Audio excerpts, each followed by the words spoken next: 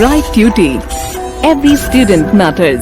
Hello students, this is the 13th chapter of your syllabus, that is sound. It is a very interesting chapter students. You will be getting to know a lot of fun things about sound, how sound is generated, how are we able to hear this sound and everything. It is a very fun chapter. So let us start. It is also, you must know that it is a part of physics of the branch of science. Right students, so let us start. You will be getting into details after some time. Introduction to sound. Now students, as you sit at your home, you experience a number of sounds around you, right? So what are these examples?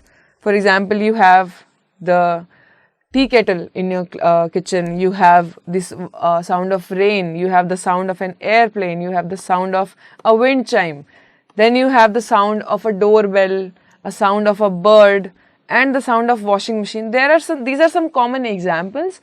Other can be knocking on the door. When someone comes at your home and you hear the knocking of the sound, so that is the indication. So with the help of sound, we are able to communicate, right? We are able to send thoughts to each other. We are able to talk because of the sound only, right? Hearing footsteps, whenever there is someone coming towards you, you are able to hear footsteps, right? Ringing of a bell, when someone comes to your home, or you are in a temple or in a church or in a school, you hear ringing bells, right? Whenever a period is over, you hear a bell that tells you that the period is over, right? So sound plays a lot of roles in our daily life. Sound is very important to us. And there is another fun example in which you must have played hide and seek with blindfold. What happens is a person who is giving the den, he basically puts a blindfold on his face and other players have to clap and they have to make clapping sounds which the person follows who is playing the den, and he follows the sound so as to catch the other players, right? So this is a typical example of how sound works. You are able to hear from where the sound is coming, from how far the sound is coming, right? So sound is very important to us. So let us start students. Sound plays a very important role in our lives. It helps us to communicate with each other. Obviously, if we are not able to produce sound, how will we be able to send our message to the other person, right? So the sound plays a very important role for communication. Now there are some instruments in front of you, such as tabla, sitar, harmonium, flute, right? All these instruments produce sounds of different kinds, right? All of them have different sounds. So it means that sounds can also be different. Obviously, you have your mother and father at your home. You can test for both of their voices. There is a difference in both of their voices, right? So in the same way, there is a difference in the sounds of these instruments as well, because the sound produced by these instruments are produced by different methods. Some of them have membranes, some of them have strings, right? So they are produced due to different reasons, hence they are different when you hear them. Now students, here are some important questions that we need to answer after we study this chapter. How is sound produced? How can we produce sound? How are we able to generate this voice out of our mouth, right? Then how does it travel from one place to another? How is sound, for example, I am speaking at this point, but you are able to hear that in your phones, and if I am talking, I am standing here and my friend is standing 1 meter besides me, 1 meter to my right, he will be able to understand me clearly because the sound can travel from me to that person, right? Sound can travel to longer places as well. Now, how do we hear sound?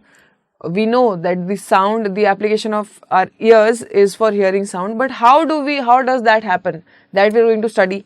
And then why are some sounds louder than others? Now, for example, if I speak at a lower pitch, this is my normal voice, but if I speak very loudly as I am now, so you are experiencing the difference between both the voices, right?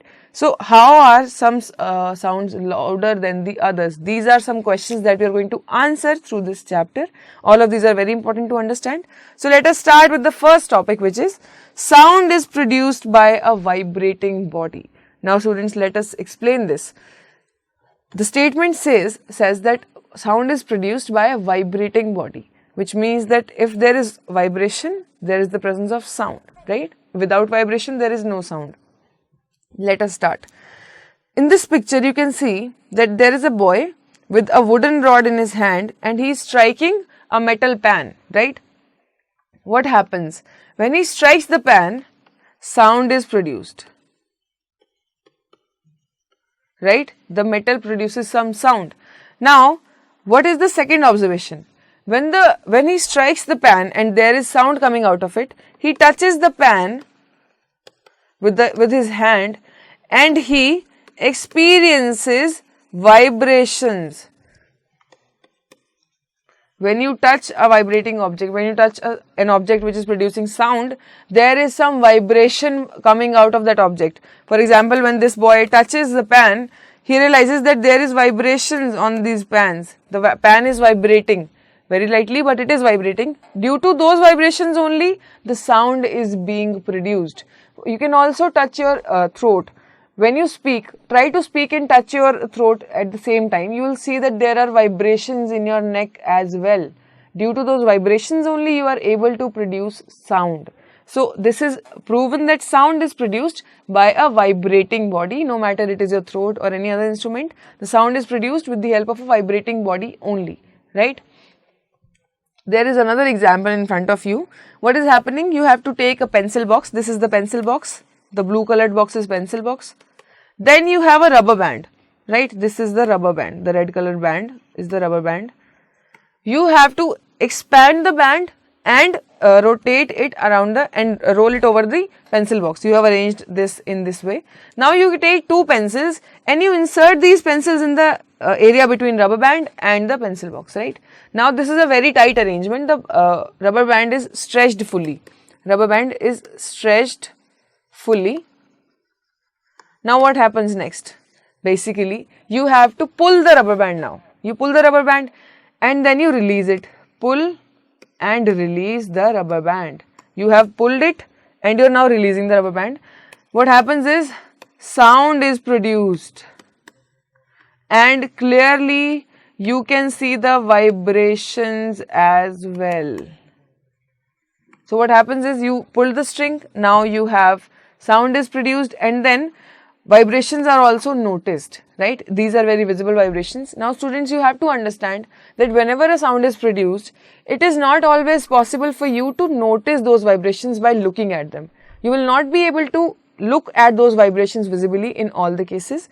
Hence we can say that sound is produced by a vibrating body, but we cannot always look at those vibrations. We cannot always watch those vibrations in front of us. So what did we learn till now? First of all, we had this example of a person, of a child hitting a metal pan with the help of a wooden instrument and the pan started producing sound. He also experienced that the pan was vibrating. There was some vibrations on the pan due to which the sound was being produced. Similarly, in this case where we had a rubber band on a pencil box, here also the rubber band started vibrating and also started generating voices. This is because of these vibrations only. Also, it is not necessary that you will be able to watch these vibrations at every point, right students? Now let us study what a vibration is. In class 7th, you have already studied that the to and fro or back and forth motion of an object is called vibration. The to and fro or back and forth motion of an object is known as a vibration. Now when a tightly stretched band is plugged, in the case of that rubber band on a pencil box, what did you see?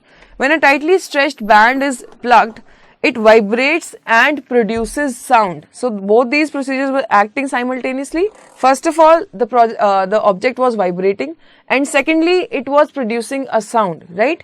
When it stops vibrating, it does not produce any sound. So we can say whenever a body vibrates, the sound is produced. If the vibration is stopped, the sound also stops coming. So vibration and sound are interrelated. Both of them come simultaneously. For a sound to be produced, there must be some vibration already present. Now there is another fun example that this experiment can be performed at your home as well. So let us see what is happening. You have a container, that is a dish, that is of steel, right? You have poured some water into it. There is some water present inside this steel container. What next? You take a spoon and you try to hit this container, this dish, with the help of a spoon. What do you see? First observation is that sound is produced. Now, till now we have thoroughly learned that whenever a sound is produced, there is some vibration. So, in this case, you will be able to see those vibrations as well.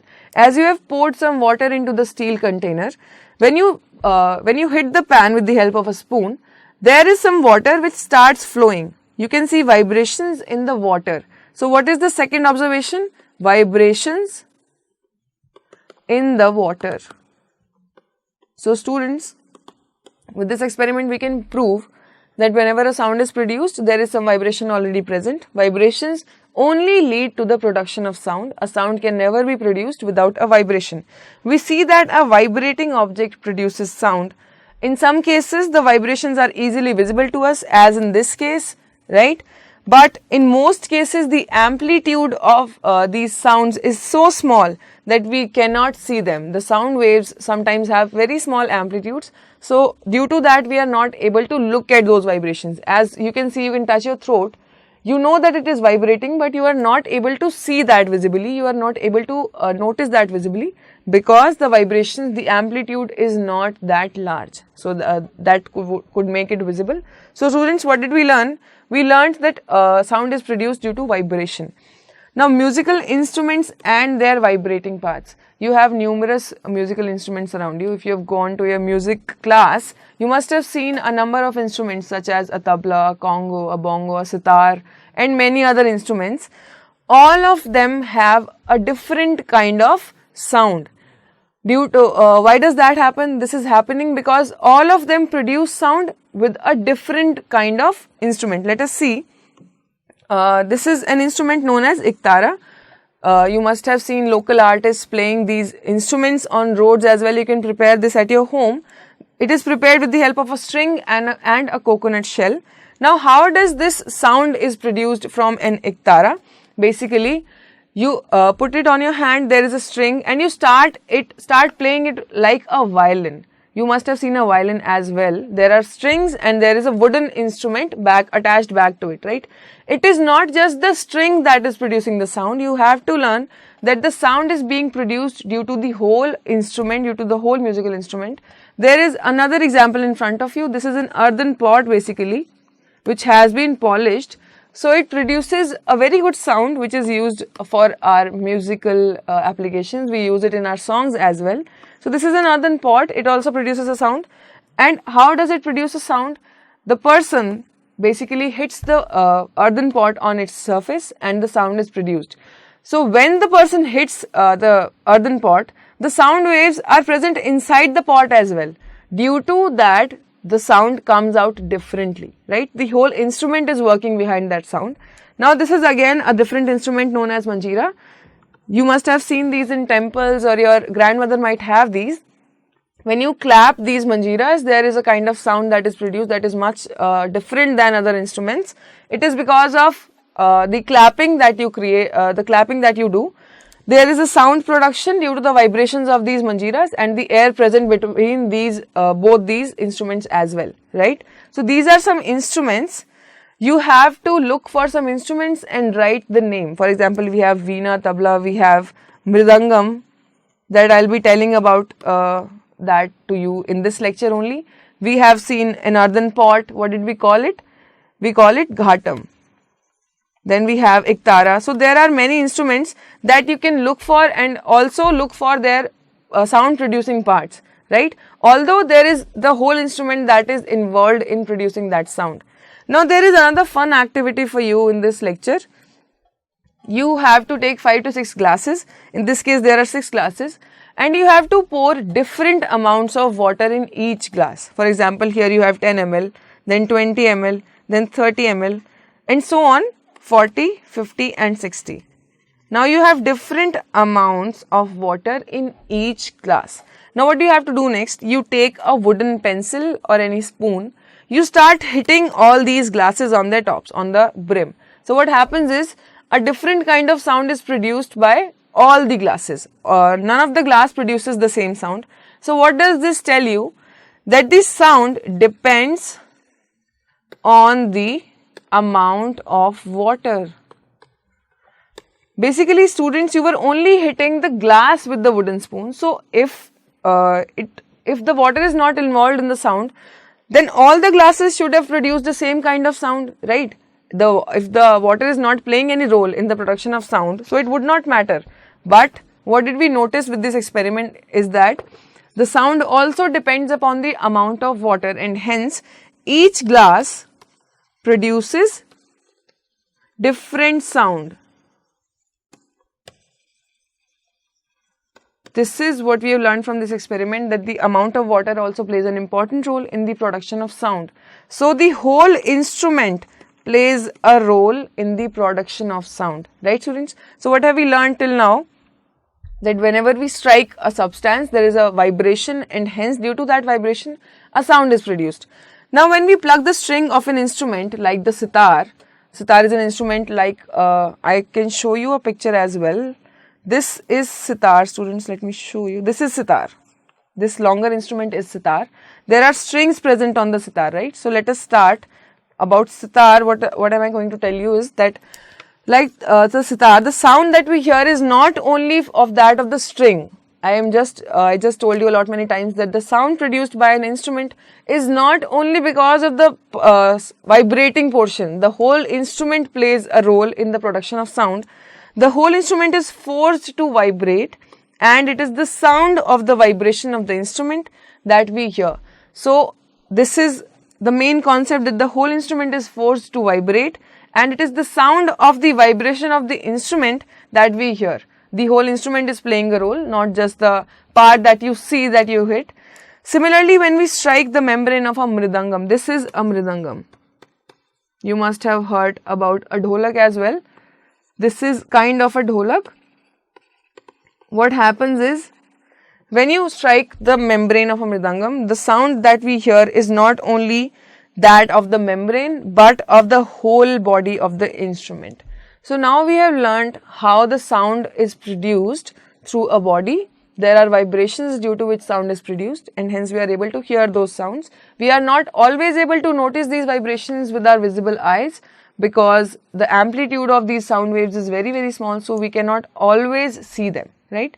So students, in the next lecture, we will be studying about how humans produce sound. Till now, we have learned that sound is produced due to a vibrating body. If any body vibrates, it produces sound, right? Sound produced by humans.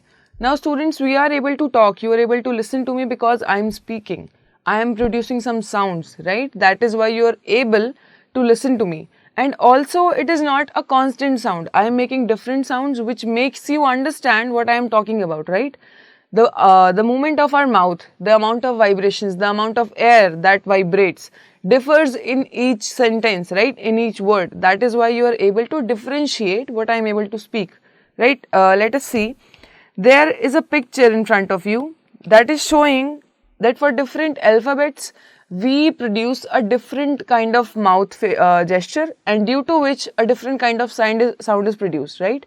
Due to which we are able to communicate. So students, in this lecture, this is what we are going to talk about. Sound produced by human beings. How is sound produced? First of all, there must be something in our body that is vibrating so as to produce a sound, right? Because only a vibrating body can produce a sound. So there must be some vibrations in our body due to which these sounds are produced. So let us start. First of all, touch your mouth, touch your neck, throat here, and try to speak something. You speak any random sentence and you touch here. You will be noticing that there are some vibrations going on here, right? And here is the place where sound is produced. Let us start. How does this happen? Sound produced by humans. So students, in humans, the sound is produced by the voice box or the larynx. This, the portion that I am touching is the voice box, and the other name for this voice box is larynx, right? Let us study more. Put your fingers on the throat and find a hard bump that seems to move when you swallow, right? You try to swallow and there is a hard portion which moves when you swallow. This is the part of the body which is known as the voice box. When you swallow, this is the part that moves, and when we talk, when we speak, this is the part that vibrates, right? It is at the upper end of the windpipe. You have studied about windpipe, right? It is at the top of the windpipe. There is a picture in front of you. You can see that this person is touching his throat, right? This portion is the portion that is our voice box. It kind of looks like this from the front, right? You do not have to understand the labeling from this diagram. We will be studying more. Here, this part is the part that we are touching, that I am marking right now. This is the part that moves when we swallow, and this inside is the voice box which produces sound so as for us to communicate, right, students? Now, what is in this voice box? What is in this larynx? Let us study. Two vocal cords are stretched across the box. Let us see. Two vocal cords. This is the first one, this is the second one. In this picture also you can see 1 and 2. There are two vocal cords stretched across the voice box or the larynx. Larynx is the voice box, and there are two vocal cords surrounding. This is the voice box, and these are the two vocal cords, right? In such a way that it leaves a narrow slit between them for the passage of air.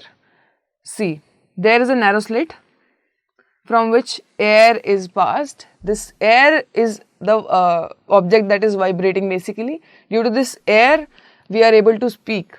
Now students, when the lungs force air through the slit, when we speak, the air is coming out of our body. You can try this. You try to speak a very long sentence without breathing. Just at the end of the sentence, you will need to breathe.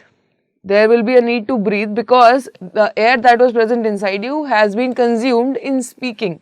So when we speak, the lungs force air through the slit. Air is being pushed out. The vocal cords vibrate, producing sound. Due to that air, these two vocal cords that I just mentioned, they vibrate and they produce sound. Muscles attached to the vocal cords can make the cords tight or loose, right? Due to that only we are able to produce different kinds of sound. When the vocal cords are tight and thin, the type or the quality of voice is different from that when they are loose and thick. There are different kinds of sounds produced, and the sounds also depend upon the muscles, how tight or thin or loose or thick they are, right? When they are thin and tight, the kind of voice produced is different. When they are loose and thick, the kind of sound produced is different, right students? So what did we learn? That there are two vocal cords. Now here is an activity to make you understand how the sound is produced. Let us see. In the first picture, in the picture A, you see that there are two rubber strips. You take two rubber strips, they kind of look like these, and then you can take a look at this girl. What is she doing? She has held these two strips and has stretched both of them. Now she has the two strips and she has stretched both of them. What is the second step? Stretch both of them and hold them in front of your mouth, right? This is how you perform this activity. Now what is the next step that she does? She blows air in between these two strips. She blows air and these two vocal cords blow air. Now two strips start vibrating, and you can also notice that there is a sound coming due to that vibration. These are the two vocal cords basically. These two rubber strips represent the two vocal cords present in our throat, in the voice box, right? So this is the function of two vocal cords. And then in the second picture you can see that there is a boy holding a paper, right? He has folded the paper and then he has made a cut at the other side, right? He has made the cut and now he tries to blow air from this side. As you can see in the picture, he has held the paper from the side which has not been cut, from the open side, and he blows the air, and this air blows through this slit, through the cut. Now there is also a sound produced. This is again the function of the slit present inside the voice box. So what did we learn from this activity? We learned the function of the two vocal cords and the slit. Now students, the vocal cords in men are about 20 mm long. The vocal cords that we just discussed that are present near the voice box, around the voice box, they are 20 mm long in men, and women, and in women they are about 15 mm long. You can also notice the difference between a man's voice and a woman's voice. There is a difference. A man's voice is kind of manly, while a woman's voice is softer, right? So this is because of the difference in the vocal cords. Now children have very short vocal cords. They have very short vocal cords. This is the reason why the voices of men, women and children are different.